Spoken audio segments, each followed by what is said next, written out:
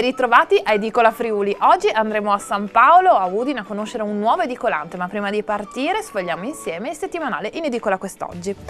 In vendita i beni della regione, questo è il titolo scelto e questo l'inchiesta portante del numero 47 in edicola proprio da oggi venerdì 30 novembre. La giunta Fedriga intende far cassa cedendo il patrimonio immobiliare, nell'elenco sia palazzi di lusso sia beni poco appetibili per il mercato.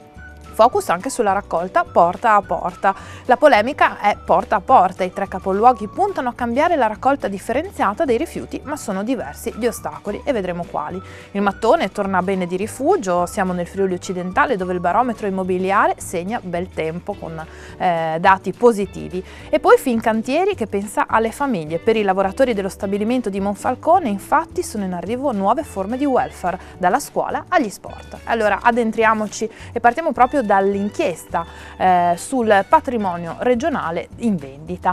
Immobili sul mercato. All'inizio del 2019 i primi passi per avviare la vendita di decine di fabbricati, terreni di proprietà regionale. Attualmente il loro valore supera i 120 milioni di euro. Alessandro Di Giusto ci spiega che cosa sta succedendo, che cosa accadrà e che cosa andrà in vendita entro il prossimo anno. Decine di fabbricati, terreni ma anche palazzi di lusso. La concorrenza, anche lo Stato cerca di fare cassa con case e terreni, sappiamo che appunto è una strategia ampiamente avvalorata. Ed ecco qua riassunto quello che è il tesoro regionale, quanti sono i beni disponibili, il valore di questi beni e quanto si stima di poter guadagnare. Nell'elenco ovviamente beni in vendita che si trovano in tutta la regione, dai mari ai monti. Ed ecco qua anche il castello invendibile, è quello di Gradisca di Isonzo, al centro di una vicenda che è a dir poco paradigmatica delle difficoltà di vendere immobili pubblici, soprattutto quando si tratta di beni storici. E non vi anticipo nulla, vi lascio il piacere della lettura. Effetto volano perché con le risorse ricavate dalla vendita la giunta regionale intende finanziare investimenti in grado di dare slancio all'economia e solo in caso di necessità saranno usati per altri scopi. E però non è la giunta Fedriga che la prima che pensa a questo provvedimento, perché ai tempi della giunta Ili la regione ricavò dalla vendita degli immobili appunto oltre 65 milioni di euro e quindi insomma un'operazione di successo già sperimentata in Friuli Venezia Giulia, ma tutt'altro che è semplice, come spiega qui in questo articolo l'ingegner Giovanni Svara. All'interno del settimanale di quest'oggi si parla anche di raccolta porta a porta. La raccolta dei rifiuti cosiddetta spinta, la differenziata spinta, crea problemi, potrebbe creare problemi. In questo caso siamo a Udine dove il sindaco Pietro Fontanini è determinato a rivoluzionare la gestione della raccolta rifiuti in città, seguendo gli esempi virtuosi del Veneto ma anche della nostra regione ovviamente, e dice un no assoluto a inceneritori. E il problema qual è?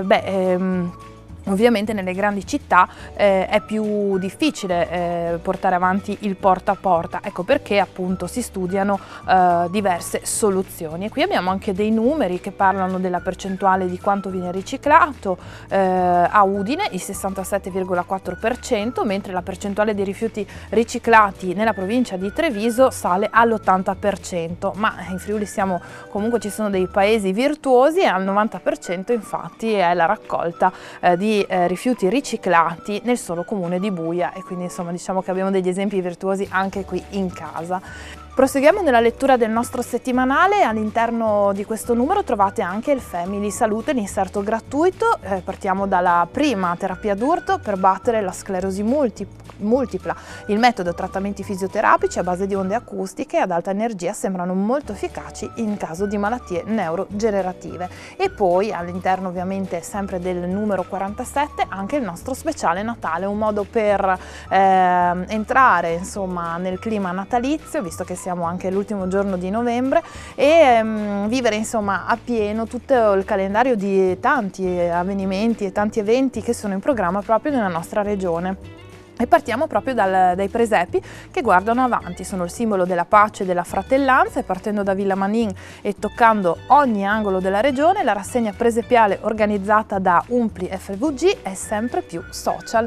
E insomma qui potete poi anche trovare come votare sul nostro sito www.ilfriuli.it il presepe preferito, e poi dove trovare i coupon cartacei all'interno del nostro settimanale, ma torneremo su questo nei prossimi giorni. Infine, ultima pagina che ho selezionato per voi, parliamo del creatore delle stelle, Stars, ritratti fotografici di Terry O'Neill. È la mostra che apre a Trieste dal 15 dicembre e rende omaggio a una leggenda della fotografia, autore di scatti icona a miti della musica, del cinema e pure della politica.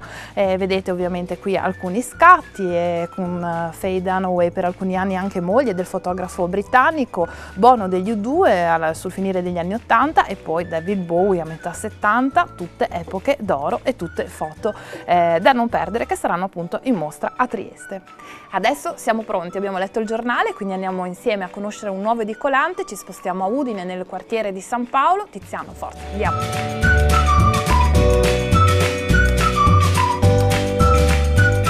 Eccoci arrivati in via San Paolo a Udine, accanto a me il titolare di questa edicola, Claudio Martincig. Ho detto giusto? Sì, bravissimo. Promossa, insomma, ormai non mi ferma più nessuno. Allora, parlavamo così tra di noi, dal 1991 è il titolare di questa edicola che si trova in una via molto trafficata. Sì, via San Paolo porta la gente che arriva da Basaldella, dalla direzione di Basaldella alla porta a Udine. Una strada a senso unico che però appunto ha in realtà una miriade di attività commerciali, non è molto lunga però.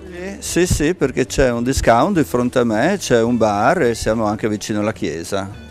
Il che vi porta insomma un giro di clientela fissa sicuramente, insomma ormai affezionata. Sono abbastanza contento, sono affezionati, sì, dopo quasi 30 anni effettivamente.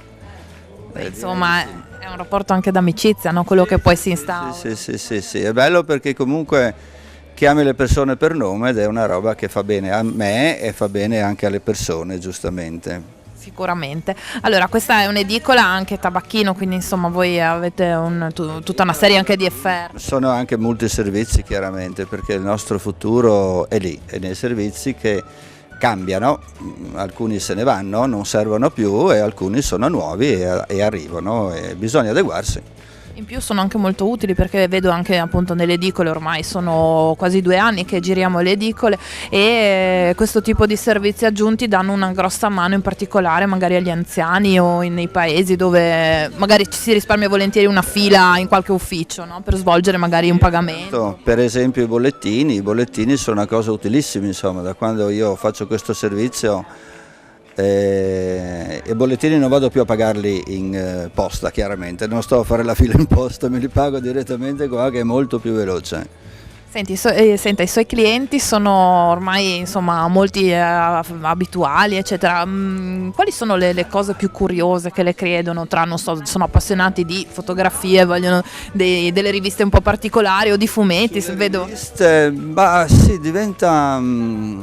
Adesso non mi viene in mente niente di particolare, diciamo che sono molto orientati con la pubblicità, questo è un dato di fatto. La pubblicità è quella che muove. I bambini per esempio arrivano qua e sanno già cosa prendere. Ti dicono il nome, magari tu non lo sai, però lo sanno loro chiaramente perché l'hanno sentito.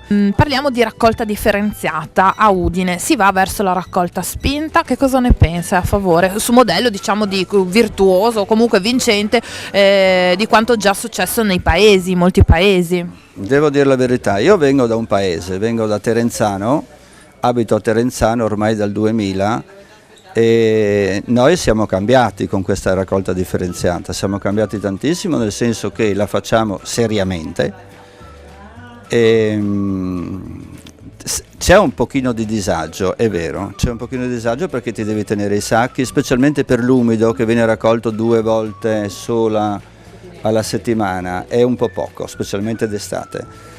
Però io ho i cassonetti qua vicinissimo all'edicola e chiaramente anch'io vado a buttare la carta e la plastica, bisogna dire la verità, c'è di tutto, non viene fatta seriamente perché molti dicono beh io pago le tasse, ciao, e quindi secondo me non funziona altrettanto bene. Bisogna vedere se, e questo non lo potrò dire io chiaramente, se è fattibile o meno.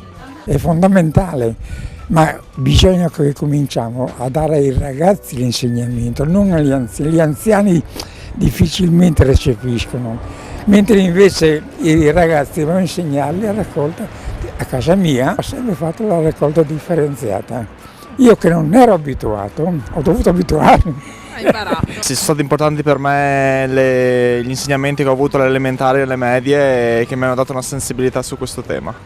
Quindi insomma tu sei ligio al dovere. Anche Udine arriverà la raccolta differenziata spinta come nei paesi, quindi insomma forse dovremmo dire addio ai bidoni antiestetici e poi dove ognuno butta un po' quello che gli pare. Saresti d'accordo?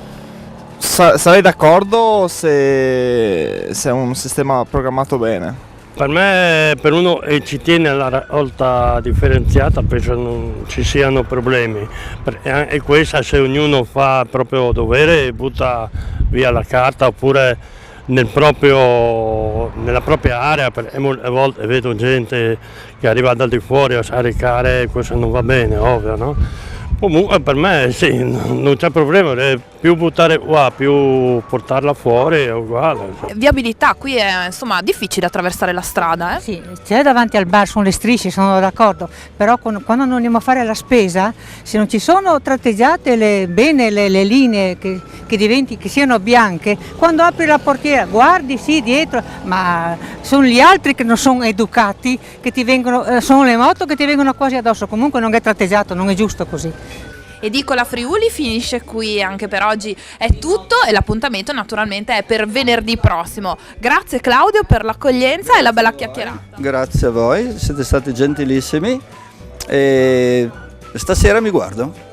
Senta, approfittiamo, cominciamo, siamo il 30 novembre, facciamo un augurio anche di Natale, buone feste? Cosa dice? Sì, buone feste a tutti quanti e se passate di qua venite a trovarmi.